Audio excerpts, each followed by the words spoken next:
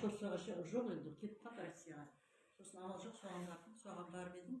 Ол кісі мені аппаратқа салды да тексерді.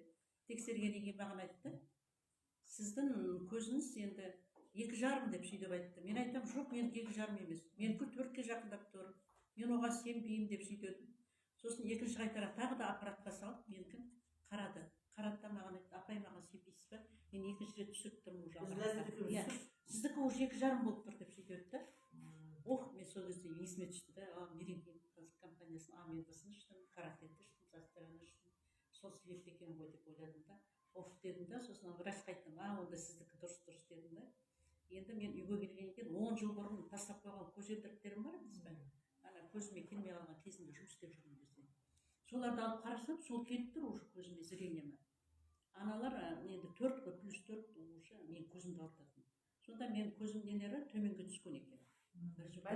Результат байқалды. Көрдіңіз бе? Пышаққа түспегеніңіз жақсы. Қандай өнімдерді іштіңіз, апа? Витамарин амебі іштім. Неше курс іштіңіз? Мен 4 рет іштім. 4 рет іштіңіз. Ал В плюс пен карате іштіңіз ба? Іштім. Оны неше курс іштіңіз? 2 рет іштім. 2 рет іштіңіз, содада нәтиже болып тұр, диагнозыңыз қандай дедіңіз тағы? Глауком.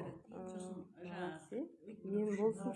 Сізге барған Хелофрит деген. Сосын өтім толып кеткен. Керемет. Олдан да сіз результат көре алдыңыз, Ол да кетті ма? Олар да кетті.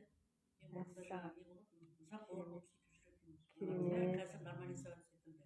Күшті ем болсын. Біраздан бері ішпей жүрмін да, мен уже 4-5 ай болды.